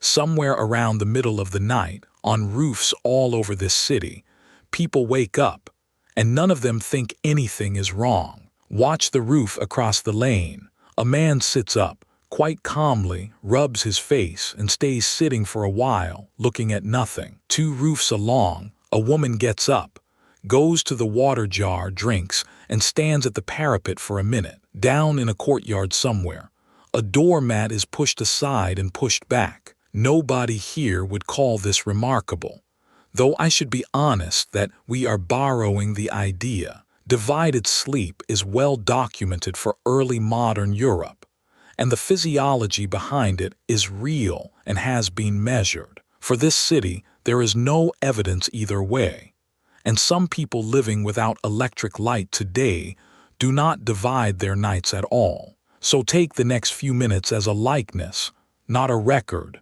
In a world with no artificial light worth the name, people go to bed not long after dark, which in this country means early. They sleep a long block, and then they surface for an hour or so in the middle of the night, and then they sleep again until light. That middle waking is not insomnia. It is simply what a night can be when it is long and dark, and you have no reason to compress your sleep into a single efficient block. The hour has a quality to it that people in your century have mostly lost. Nobody is working. Nothing is expected.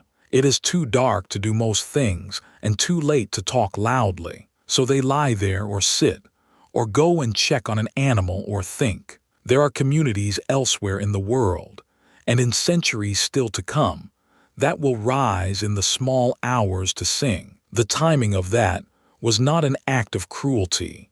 It sat exactly in this natural gap, which every one of those men already had. Here nobody sings. The man across the lane lies back down after about 20 minutes. The woman at the parapet stays a little longer, looking out over the rooftops at the temple light. Then she goes back to her mat too. The city settles into its second sleep.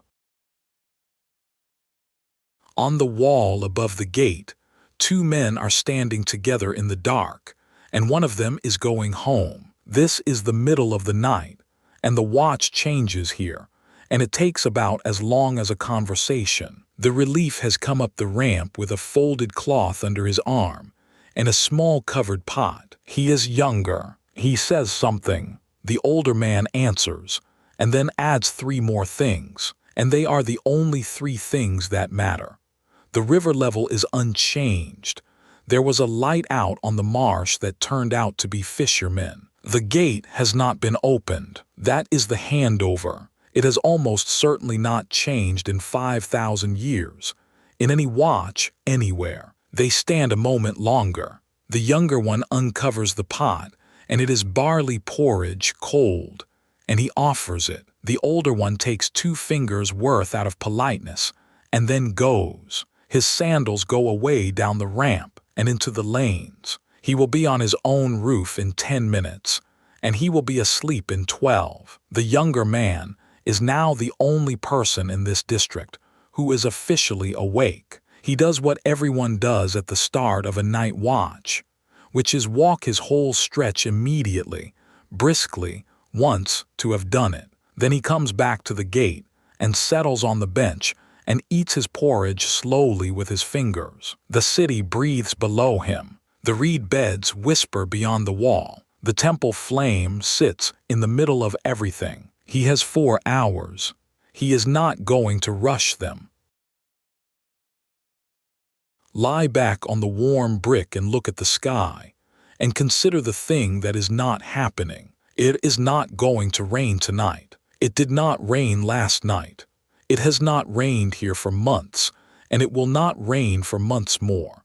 And everybody in this city has arranged their entire life around that fact. In the north of this country, up where the rivers come from, rain falls on hills and farming can be done on it. Down here it cannot. Rainfall on this plain is too little and too unreliable. It comes in the winter, and the barley needs water in the spring. So the water has to be brought, all of it by hand, by channel, by gate, from a river that is running past half a mile away at a level that has nothing to do with what the fields need. That is the whole story of this civilization in 3 sentences, and it explains almost everything else. Why there is a temple that owns land and organizes labor, why there is a bureaucracy, why there is rioting. People used to say that cities appeared here first, in the harder place, precisely because it was harder.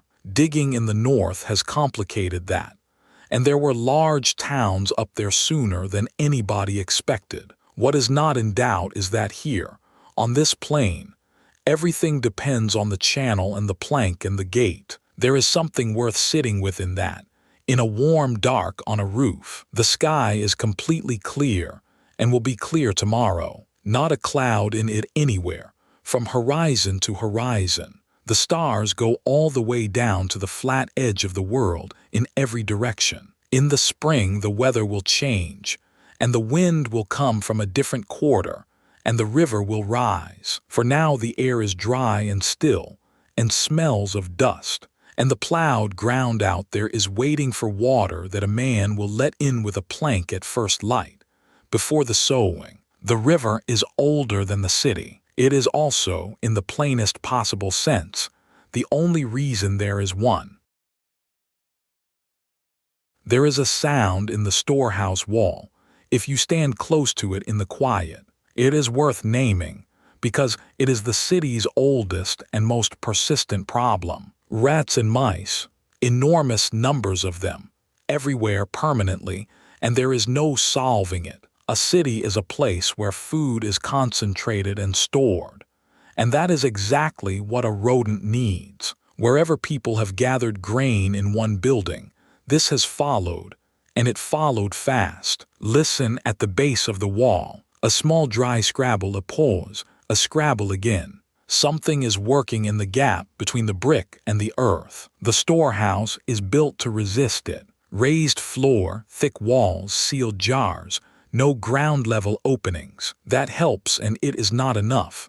And everybody knows it is not enough, which is why there are cats around, though they are not yet the cats of your century. Cats in this part of the world are still in the long middle of becoming domestic, coming in from the edges because a settlement is full of prey, tolerated because they deal with exactly this. There is one on the storehouse roof right now. You can see the shape of it against the sky, sitting absolutely still, facing down the wall line. It has been there for some time. It will be there for some time more. Down at the base of the wall, the scrabbling stops. 10 seconds. It starts again. The cat's head moves perhaps an inch. Nobody in this city has written down a word about this arrangement because it is not a transaction, and nobody is paying anybody. It is simply two species finding the same building useful for opposite reasons. 5,000 years from now, the arrangement will not have changed at all. On a roof at the eastern edge of the district, there is an old man lying on his back with his hands behind his head. He is not asleep either. He is thinking about water, because there was a year in his childhood when the river came up further than anybody expected. It happens not often. This whole plain is built out of what the river has dropped over hundreds of thousands of years. Every so often a spring flood comes down harder than usual and goes across the flats and into the lower districts. He remembers being carried. He remembers a wall going down somewhere, not with a crash but with a slump, a whole section simply losing its shape and becoming mud again. He remembers his mother's arm across his chest, and the smell, which was the smell of the canal but everywhere and indoors. Nobody in his family was hurt. The house was rebuilt in a season, out of the same material, in the same place. That is the great advantage of building in mud. You can always make more of it. You build on the ruins of the old house, and the ground floor of the city rises another foot. That is literally how this place has grown. Not out but up. Under his roof, there are the remains of his grandfather's house, and under that another, and under that another, going down through the centuries into the plain. Every city in this country sits on a mound of its own past. The mounds are the reason anything at all is known about them. He does not think of it in those terms. He thinks, the water came up and we built again, and now I am old. He turns onto his side. Out beyond the wall, the river goes past in the dark, at its ordinary level, doing nothing in particular. The river is older than the city, and it has knocked this city down before. It will do it again, and neither of those facts stops anybody sleeping tonight. Now the city goes as quiet as it will get, and it is worth standing in the middle of it and simply listening. Come down into the small square with the well and stand by the rim. The dogs have finished and gone wherever they go. The last cooking embers went out an hour ago. Nobody is walking anywhere. Even the animals in the byres have stopped shifting. What is left when you stand still is this, a low, broad hum, so quiet that you have to stop breathing to be sure of it, which is tens of thousands of people asleep in the open air across a square mile of rooftops. The reed beds from beyond the wall, in a thin, dry, continuous whisper. Water somewhere in a channel, doing something small and repetitive, and nothing else. No wheel, no hoof, no voice, no bell. This city has no clocks of any kind, and there is nothing in it that makes a mechanical sound. The air has cooled at last. Put your hand on the house wall beside you, and it is still warm, but the air against your face is not, and there is a slight movement in it that was not there at midnight. The moon has gone over and is low in the west now. The shadows in the lane have swung right round and lengthened. This is the hour when everything that is going to go wrong tonight has already not happened. Nobody is ill in this street. Nobody is being born. Nothing is burning. The gate is shut. The grain is sealed. The animals are in. The children are asleep. The watch is walking. The whole enormous invention of a city, tens of thousands of people who mostly do not know each other, has held together for one more night without anybody having to think about it. The river is older than the city, and at this hour in this quiet, that is not a sad thought at all. Walk one lane end to end, slowly, in the last of the dark, because tonight will not be this empty again. The moon is nearly down and the light is thin and gray and comes from everywhere and nowhere. The lane is exactly as it was at dusk. The doorways with their reed mats, the step down into the older houses, the drain channel worn along the middle, the wall of the byre with its faint, warm animal smell. Nothing has changed, and nothing will change here for a very long time. In 2,000 years, there will still be a lane in this country that looks and smells almost exactly like this one, with the same brick and the same mats and the same drain, and people will still be sleeping on the roofs above it in summer. Run your hand along the wall as you walk, warm, rough, soft in places where the plaster has gone. There is a handprint in the mud plaster by one doorway, at the height of a child's shoulder. It has been there a while, and the edges have blurred. Somebody put a wet hand on a wet wall a few years ago, and nobody smoothed it out. That is the most personal thing you will find in this entire city. Not the temple, not the tablets, not the statue with the blue eyes. A handprint at child height on a house wall, left by accident, kept by laziness. Put your own hand beside it, not on it. At the end of the lane, the light is beginning in the east. The first cock has not crowed but will in a few minutes, and the whole thing is about to start again. Stand here one more moment while it is still yours. The reed beds whisper. The temple flame burns on the platform, small and steady, and the man beside it has not slept. The river is older than the city, and the sky over both of them is going gray. Down at the river itself, half a mile from the wall, there is a crossing place, and somebody is already there. Walk out along the causeway in the last of the dark. The path is raised above the fields on a bank of piled earth. It runs straight, and the ground on either side is level and gray and utterly silent. The river, when you reach it, is much bigger than the canals have let you imagine. 200 yards across, moving steadily.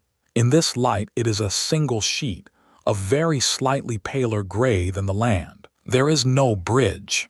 There will not be a bridge here for thousands of years. There is a boat and a man and a rope. He is a ferryman, and he sleeps in a reed shelter on the bank. He is awake now because the first travelers of the day arrive before light, and he knows it. The boat is a broad, shallow thing of planks and bitumen, big enough for 6 people or 2 donkeys, and he works it across with a long pole in the shallows and a paddle in the middle where it deepens. Nobody has come yet. He is squatting on his heels at the water's edge, looking at the far bank doing nothing. The far bank is another country in the practical sense. Different fields, different village, different canal system.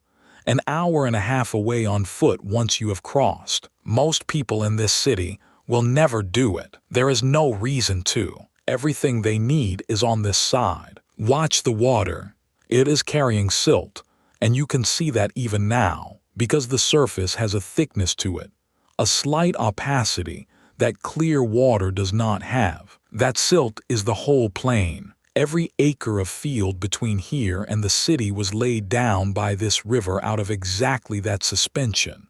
Over an unimaginable stretch of time, layer on layer, flood after flood. The city is made of it too. The bricks, the walls, the platform, the tablets in the lit room, all of it is river mud, shaped and dried. The ferryman stands up, because there are two figures coming along the causeway behind us in the gray light. The river is older than the city, and it is also, quite literally, what the city is made of.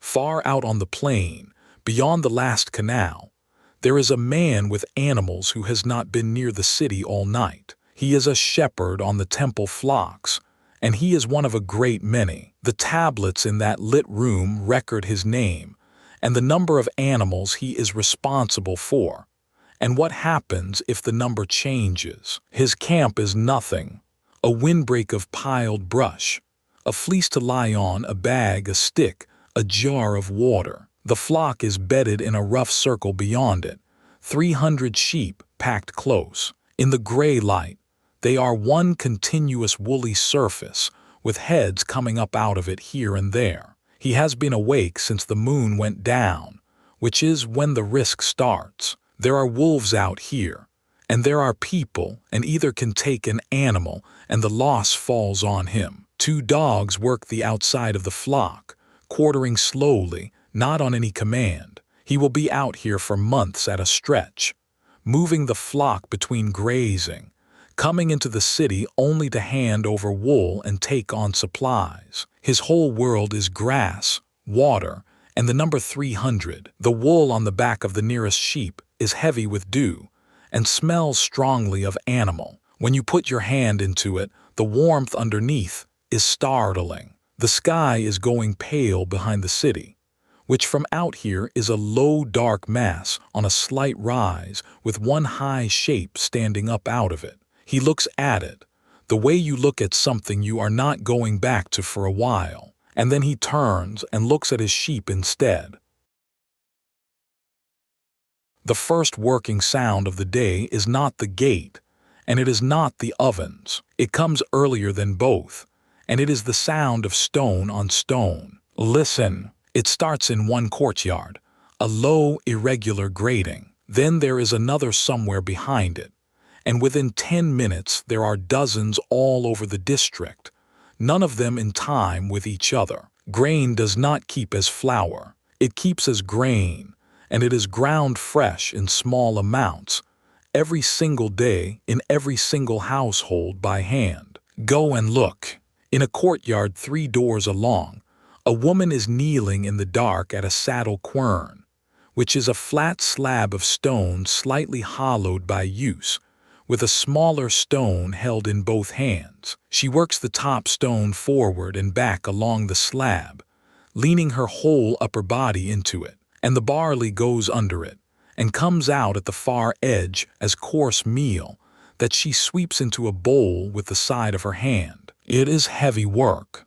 It is done every day, for an hour or more by women from girlhood. Skeletons from this era show it plainly, in the wear on knees, toes, wrists, and lower back. The stone came from far away. There is none in this plain, and quern stone has to be hard and rough, and it is imported and expensive, and outlasts its owner. She works without a lamp because she does not need one. Around her, the district is filling with the same sound from every direction. Grating, pause, grating. Over that, the first ovens catching. Over that, the first voices. That is the noise this city wakes up to every morning for 3,000 years. The first people awake in this city are the ones who make bread. They are up before there is any light at all to work by. Follow the smell. It comes from a courtyard 2 lanes over, where a domed clay oven stands against a wall, and somebody has just opened it. She works by touch, and by the light of a small lamp set on the wall ledge. The oven is a beehive of baked clay as tall as her waist, with a hole in the top and an opening at the front. The inside is black with a lifetime of use. She has raked out yesterday's ash, and she is building the fire now, with dried reed for the catch and dung cakes for the body of it. It goes up quickly, and lights the whole courtyard orange for a minute before settling. The dough was made last night, and has been in a covered basin, and she turns it out onto a board and works it in a rhythm that has no thought in it at all. The bread is flat. It gets slapped onto the inside wall of the oven, where it sticks and cooks in a few minutes, and is peeled off with a hook. This is the ration bowl's other half. Barley and beer and bread in fixed measures, recorded on tablets by men in lit rooms. Here is where the abstraction turns back into food. The smell that comes up as the first ones go in is the best smell of the whole night, and it goes out along the lane and into the sleeping houses. 2 roofs away, somebody who has been asleep for 6 hours turns over and does not wake. Behind the wall, the sky has gone from black to charcoal.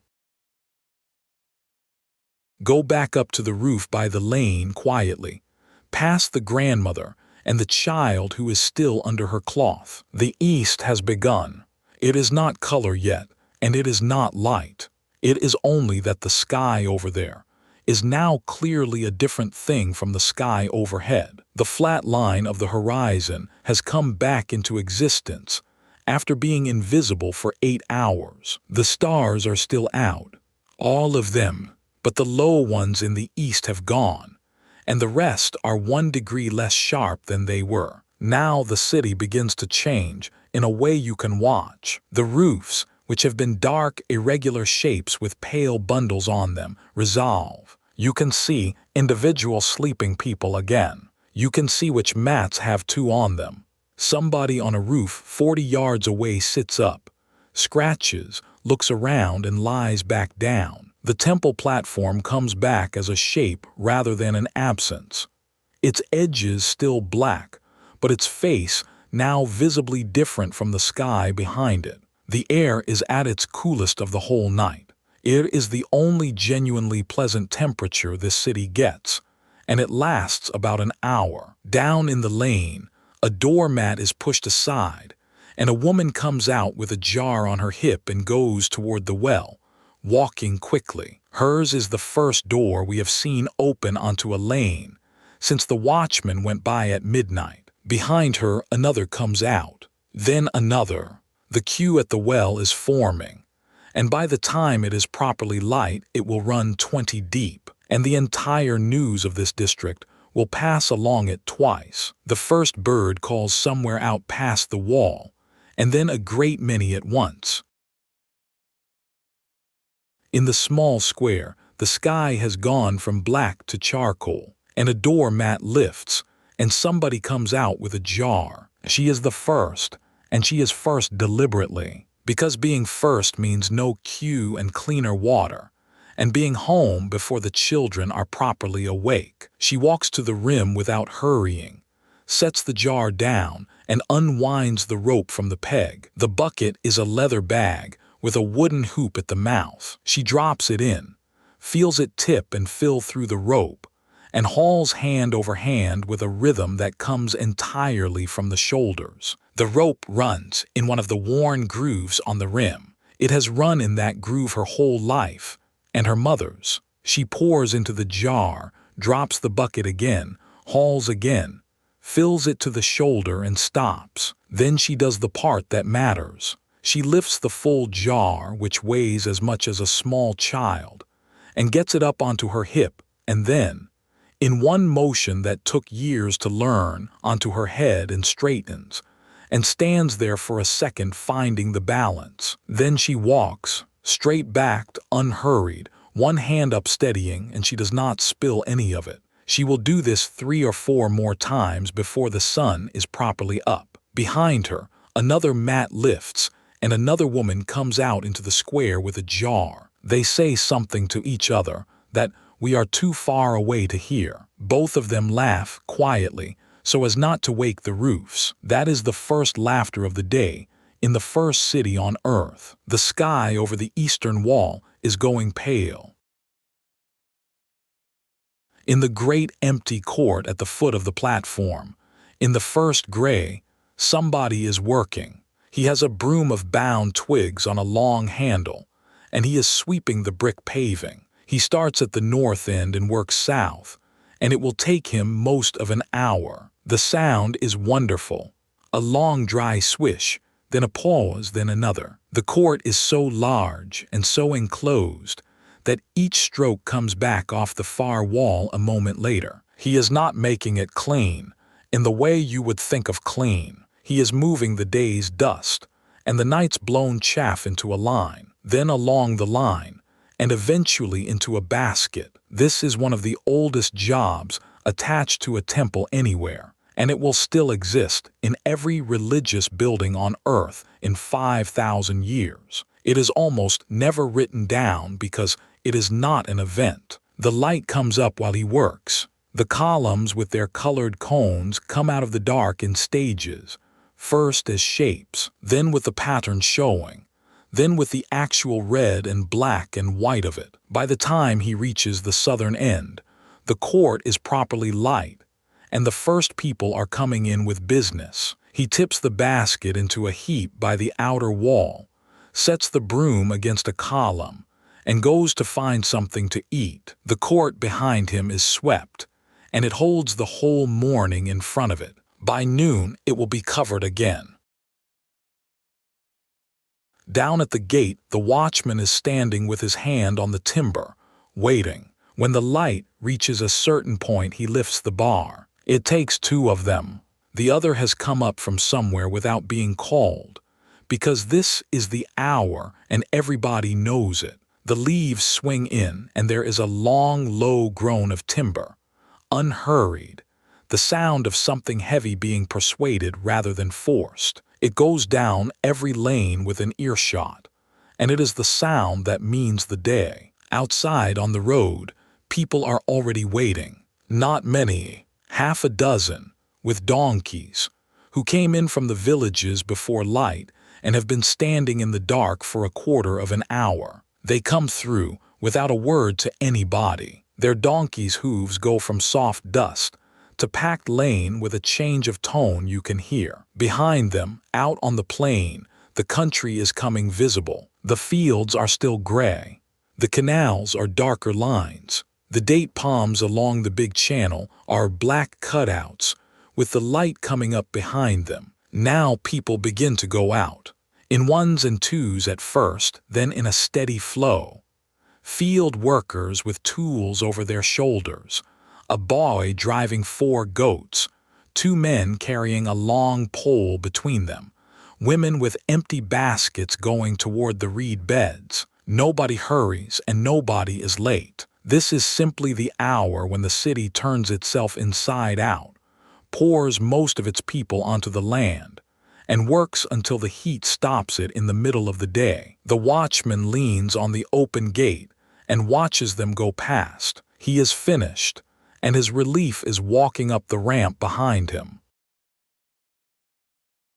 Go up onto the wall one more time at the eastern side, and stand where the watchman stood, because we are nearly finished. The sun is not up yet, but it is close. The whole eastern sky is a clear pale yellow with a hard edge along the horizon. The stars are gone from that half of the world. Below you inside, the city is waking in patches, smoke going up from 3 streets, the well queue forming, mats being rolled on 100 roofs at once, somebody calling to somebody. Below you outside, the plain is filling, small groups going out along the causeways in both directions, the gate traffic thickening, a boat pushing off from the landing with 2 men in it. Between the two, the wall you are standing on, which somebody built by hand out of the ground, brick by brick, to hold the difference. Everything you have seen tonight happened here for the first time, or near enough. Living packed together in tens of thousands, storing a year of food in one building,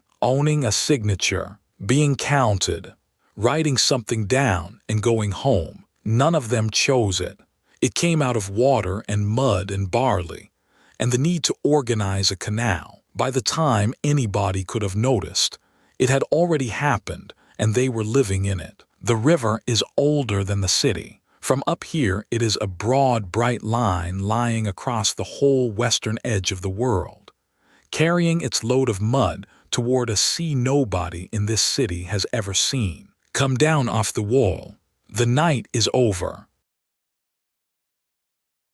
At the landing, in the first proper light, a reed boat comes in off the canal, and it is the man we watched go out in the dark. He poles the last 20 yards and lets the boat run the rest. It touches the brick steps with a soft scrape. He steps out onto the second step up with the rope in his hand. The basket comes out first. He sets it on the landing, and it is perhaps half full, which is a reasonable night and not a good one. Carp mostly, 3 of them large, the rest small. 2 catfish still moving.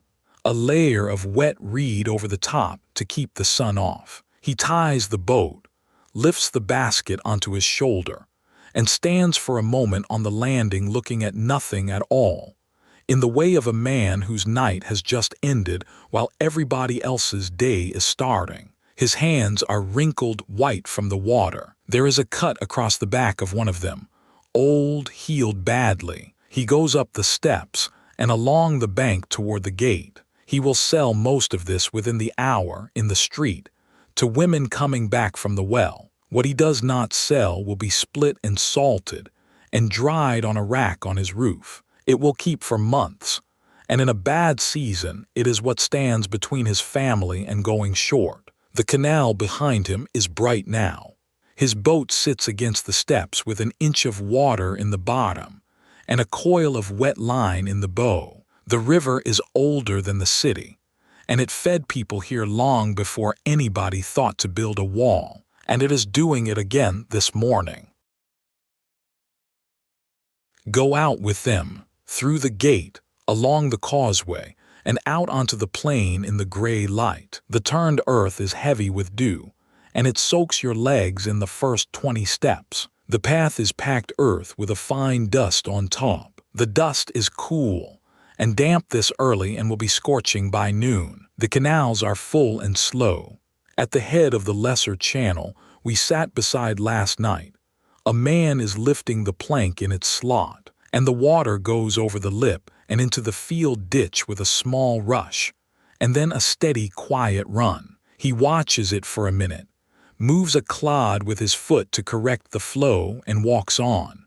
Out across the fields, people are spreading out to where they were yesterday. Small figures, well apart, bending and straightening. From here it looks unhurried and almost aimless, and it is neither. Ducks go over in a line, low, heading for the marsh, calling. The date palms are the tallest things in this landscape, and they catch the light first, the way the conifers did in another episode a very long way from here. The tops of them go gold, while everything below is still gray. Then the sun comes up over the flat eastern horizon, slowly, with nothing anywhere to interrupt it. The light comes across the plain in a single motion. The canals turn from gray to bright.